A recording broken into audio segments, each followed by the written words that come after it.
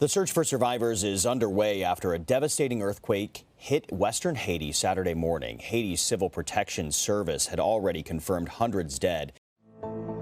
Hello, today I present to you an extremely attractive application for music lovers.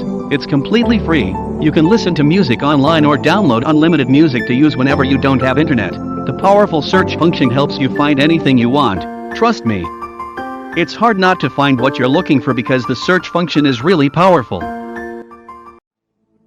Application download link is attached in the description of the video. I'm pretty sure you'll like it. Thanks. As of Saturday afternoon, but experts fear that number will climb much higher. Video shows badly damaged and crumbling buildings throughout the region. The epicenter was about 70 miles west of the Haitian capital, Port-au-Prince.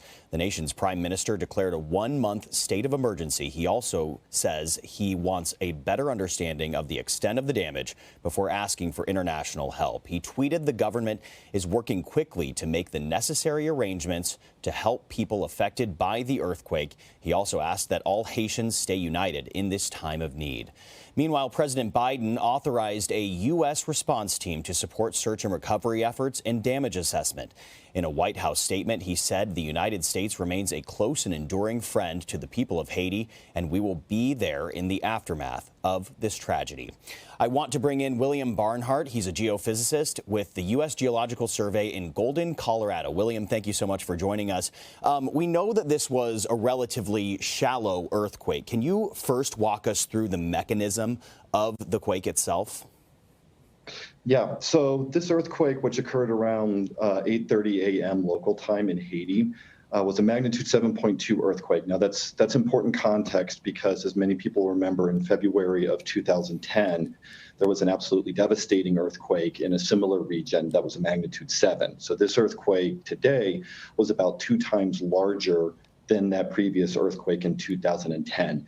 Similar to that 2010 earthquake, it was shallow. So that means that the ground shaking from this earthquake would have been quite extreme, and that's being borne out by some of the images of damage that are coming out of Haiti.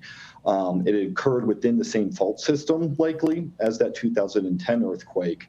If there's any current silver lining with this earthquake, it's the fact that it had occurred further away from the major population center of Port-au-Prince.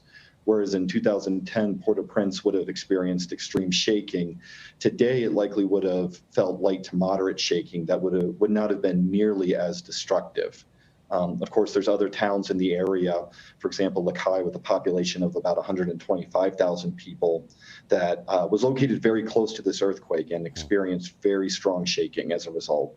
Yeah, certainly a lot of densely populated areas in the surrounding, part of the country. The USGS issued a red alert after the quake. What does that mean in terms of potential damage and fatalities? So what a red alert means is it takes into account the projected number of fatalities, which is based on an estimate of the shaking, the ground shaking caused by the earthquake, and how many people were exposed to it. And the current projections sit right now that the expectation is that there could be 10,000 or more fatalities resulting from this earthquake, which is a remarkable number. There's also potential economic losses as well due to the destruction of infrastructure and other causes. And those currently have been revised a little bit down throughout the day, but they stand at a pretty stark number of 6 to 60% of Haiti's GDP. Yeah, those are some staggering numbers, hard to wrap your head around. Obviously, with any major earthquake, there's always the concern of aftershocks. Multiple aftershocks have already hit the region. How long do you expect those to continue? The aftershocks, so today, since that earthquake, there's been 4 aftershocks of magnitude 5 or greater, which are earthquakes that, if they occur close enough to damaged infrastructure, damaged buildings, or close enough to buildings that perhaps weren't damaged but are of the type of unreinforced masonry, can still do a lot of damage to those buildings. Those aftershocks will continue through the coming days and the coming weeks. They will, ideally, as they normally do, start to decrease in frequency with time and decrease in magnitude with time. But there will be aftershocks. There will continue to be aftershocks, and there will be aftershocks that people will feel in that region and could potentially cause continued damage to buildings. Now, the earthquake happened along the same fault line, or excuse me, fault zone rather, as the one that struck the country in 2010. Were you expecting another major earthquake? Expected is an interesting term. I mean, we know that earthquakes happen within these plate boundary fault zones, and in different regions, researchers have different background knowledge on where these earthquakes might occur and how often they might occur. This fault system has experienced a number of large earthquakes in the past, even prior to the 2010 earthquake, some of which that have destroyed Port-au-Prince in the past. So it was known that portions of this fault zone did not slip in 2010.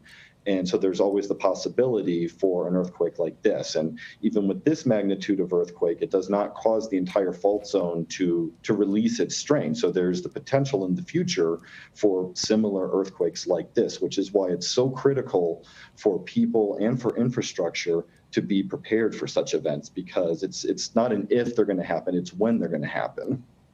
And over the course of the next days, weeks, months, there will be an outpouring of humanitarian support, search and rescue operations. What else will you be looking for as you continue to monitor this situation in the coming days? So the USGS will continue to try to, as we get more information available, continue to refine what we know about the extent of the earthquake itself, exactly where it ruptured.